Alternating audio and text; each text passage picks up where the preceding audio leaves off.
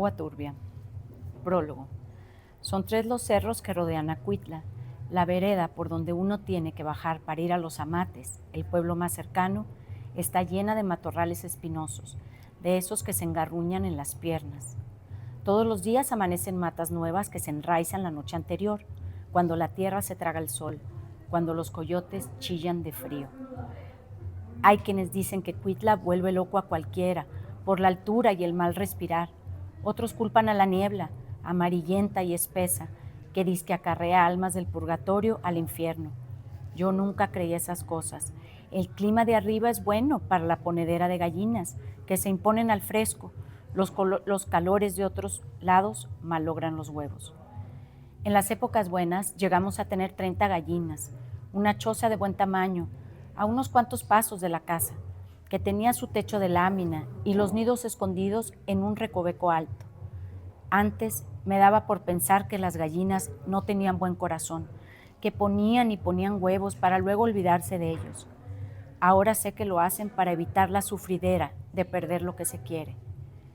Una sola vez nos salió una gallina clueca de nacencia.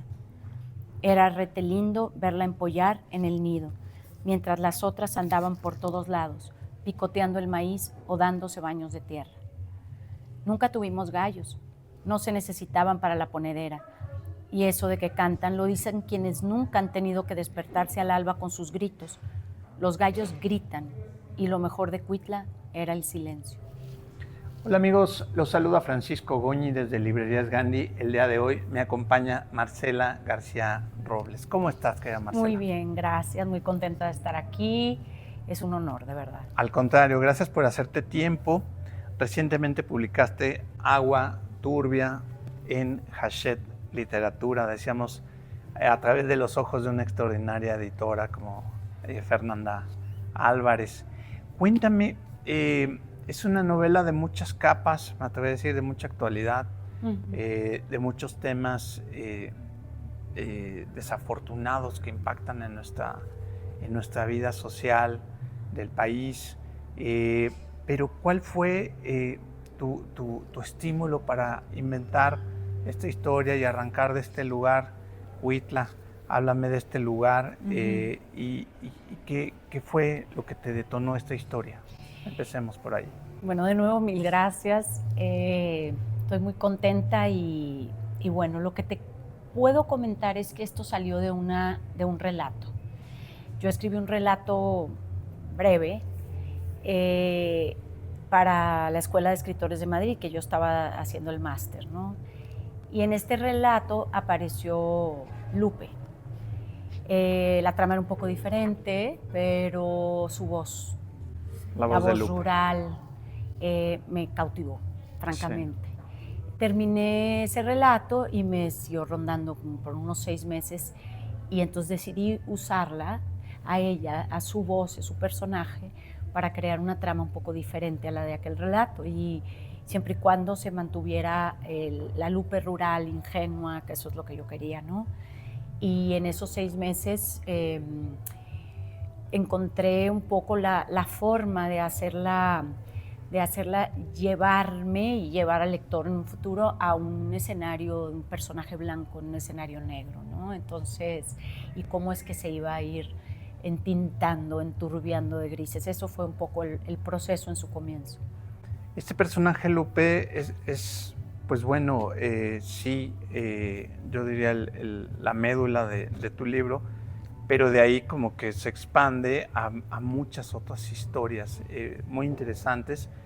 Y a mí el primer tema que me gustó mucho de tu personaje, Lupe, es la lealtad, ¿no? La lealtad que tiene con otra chica que va a ejercer el aborto y de ahí deriva en otros problemas graves para ella. ¿Por qué te interesó abonar? Yo sé que hay una lealtad femenina como per se ya establecida, natural, orgánica, pero creo que esa lealtad propició muchas peripecias a Lupe, muchos problemas, incluso directo daño a su persona. pero ponderas mucho la lealtad. Sí, bueno, qué interesante que lo menciones, porque realmente es eso. Entre Lupe y Margarita había una hermandad, una lealtad real, Sí. cuando, sobre todo en la infancia, ¿no? Porque esa es un poco la semilla de la novela, ¿no? Que cuando se es niño, cuando todavía no existen los prejuicios impuestos, todavía no hay este deber ser cultural y hay plena libertad de ser como uno es, existe cierta nobleza y cierta tendencia Sí. a crear lazos, ¿no? Entonces, ese era un poco digamos, como autora, mi postulación, ¿no?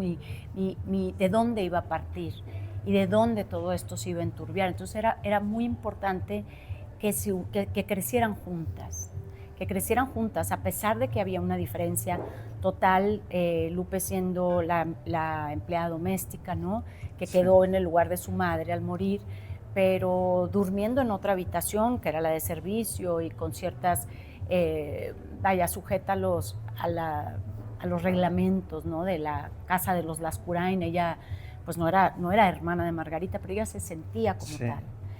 Y esa lealtad tan pura, tan bonita, que no tiene etiquetas, que ellas tenían en un principio, era muy importante para entender el arco de Lupe y qué es lo que iba a pasar, y para que ella estuviera dispuesta a hacer lo que iba a hacer, a pesar de que era un acto clandestino en esa época, en los 90s, ¿no? El segundo tema que siento se asoma de inmediato ahí, y me interesa mucho cómo lo abordaste, el tema del aborto. Háblame un poquito por qué quisiste retomar. Yo sé que el aborto en ciertas ciudades ya está legal, sí, ¿no? Pero en otras tantas no, en otros países no. Todavía la mujer no tiene una libertad absoluta sobre su cuerpo. Claro. Y sigue siendo, por otro lado, víctima. Exacto. Del abuso, de la violencia. De acuerdo. Háblame un poco Sí, de eso. es un tema muy difícil que me conmueve, ¿no? Al igual que tú, yo respeto muchísimo el derecho que tiene la mujer sobre su cuerpo, y en esa época, como lo mencionamos, no había tal oportunidad o derecho a ejercer esa libertad. Para mí el tema, en la novela particular, para mí el tema del aborto era para que destacara el miedo que tenía Margarita en ese contexto social, al que dirán, al impacto social, a que la madre se decepcionara familiar de ella por un catolicismo sumamente estricto, por todo lo que la iba atrincherando, ¿no? A Margarita en su adolescencia y preadolescencia. Entonces, era la culminación de todos sus miedos, el acto, ¿no? Y era la única salida que ella tenía, no tenía otra alternativa, ni siquiera tenía la libertad para hablar con su madre, sí, y para poder discutir, ni siquiera le dijo a sí, que hay que decir que hoy es un tema bastante trabajado, claro, en distintos foros, en redes sociales, claro, en lugares educativos, pero no tiene tanto tiempo que seguía en la sombra, ¿no? Claro, y en la clandestinidad. Y acuérdate que todo eso se manejaba en silencio. Sí. Era un silencio opresivo.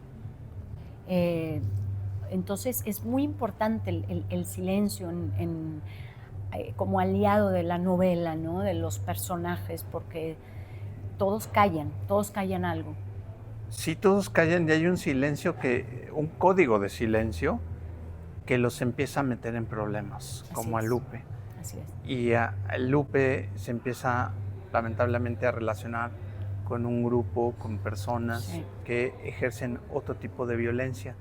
¿Por qué quisiste pasar de esa violencia al cuerpo femenino, a la feminidad, al ser mujer, también al cuerpo social? Porque sí, lo dimensionas al cuerpo social. Sí, sí, sí. ¿Qué te interesaba escalar ahí? Fíjate que yo concebí la historia como con Lupe en el centro y con una serie de conflictos interno, externo, personal, en ese sistema Sí, viciado, ¿no? Así la concebía y yo quería que el mismo ambiente atmosférico y todo lo comunicara. Entonces era para mí una catástrofe que poco a poco se iba desquebrajando, ¿no? sí. Digo catástrofe porque, claro, puse a Lupe en muchos problemas. Muchísimos, pobre Lupe, yo sufrí con ella. Yo también, pero me interesaba mucho que el lector pudiera sacar sus propias conclusiones, ¿no? De cómo algo tan puro o en apariencia, en primera instancia, los primeros años, con esa ingenuidad, con esa alegría, podía irse tornando, ¿no? No necesariamente oscuro, sino turbio. Sí. Sin embargo, veo un claroscuro o un contrapeso en la novela. Veo una resistencia, veo este apoyo que es incondicional entre mujeres, porque veo que hay ahí una confidencia, un Hermandad, apoyo, ¿no? una hermandad y un resistir a las adversidades. ¿Sí fue tu idea hacer ese contrapeso? Fíjate que yo creo que los escritores cuando escribimos no lo concebimos, o quizá algunos sí, pero por lo menos en mi caso yo no lo concebía así tan claramente. Yo creo que la escritura pues, es un reflejo de lo que uno ha vivenciado, ¿no? Lo que uno ve, lo que uno aprendió creciendo, ¿no? Y hay muchas mujeres en mi vida, obviamente, y yo crecí en la época de los 80s, 90s, Sí. y yo sabía de la hermandad, y sabía de los peligros, y sabía de todo, digo peligros a nivel social, ¿no? De pasarse ciertos límites, o atreverse, o todo ese contexto, yo creo que sale en la pluma sin que uno lo planee, ¿no? Y eso es lo bonito de la escritura, creo yo. Totalmente. Ahora háblame un poquito de la ambientación, porque me gusta mucho, desde la entrada haces una decantación poética del lugar, medio enigmático, Cuitla. Sí. Háblame de la oralidad que le intentaste imprimir a la historia, el habla, las costumbres. ¿Cómo fue todo tu chamba ya, Sí, tu sí, taller de sí. escritura, tu cocina de escritura? Sí, mira, yo quería llenar de flores y colores los oídos, porque ya era muy gris lo que estaba sucediendo. Bastante. Entonces, yo concibo la escritura como imágenes. Yo veía a Lupe en este Cuitla hostil, con los coyotes, con las Sí. casas separadas como pulgas, lomo de perro, con esa neblina, con ese... Lugar rulfiano, completamente. Wow, honor que me haces, pero sí, hostil. Y yo quería, a través del lenguaje, a través de su voz, poner un poco de musicalidad, Ya. porque si no, me parecía que iba a ser muy densa para digerir esa novela. Y entonces yo me dejé llevar por el rural de Lupe, por sus ocurrencias, por lo que decía, cambiarle el nombre a las cosas cuando era niña, por esos pequeños juegos, eh, para que hubiera un poco de aire en la De novela. descanso. Sí, para el lector. Qué maravilla. Pues lograste ambientaciones muy, muy realistas. ¿Con qué autores o con qué obras sientes que dialoga tu libro? Sería muy ambicioso decirlo y te voy a decir a quien admiro Claro. y quien me inspira así enormemente por ahí, porque yo no me atrevería a decir si realmente eso lo dirá cada escritor que dialoga con alguien o no, pero yo, como tú lo dices, yo soy gran lectora de Rulfo, me apasiona, y cada vez que vuelvo a Pedro Páramo, al Llano en Llamas, encuentro una lectura diferente. Bueno, es que Es viva. inmenso, es un libro inmenso. Es un genio, ¿no? Entonces, a Elena Garro, Actualmente, digo, más moderna, por supuesto, Fernanda Melchor, Uf, que es maravilloso. una genia también. Sí. Soy gran lectora de Guillermo Arriaga Claro. y americanos, bueno, Patricia Highsmith, con Uy, esa tensión narrativa, maestras. Agatha Christie, todo ese... Hay algo de tensión también en tu novela, de un peligro que está ahí constante. Sí, ¿Fue tu idea también sí, mantener esa tensión? fíjate que me, me- me enfrenté a un reto, porque yo quería que la novela comenzara con el suceso. Y era un suceso muy crudo, muy fuerte, y no podía dejar destensarla porque se iba a caer, ¿no? Entonces yo estaba segura de que tenía que abrir con esa escena del aborto de Margarita, Sí. ¿no?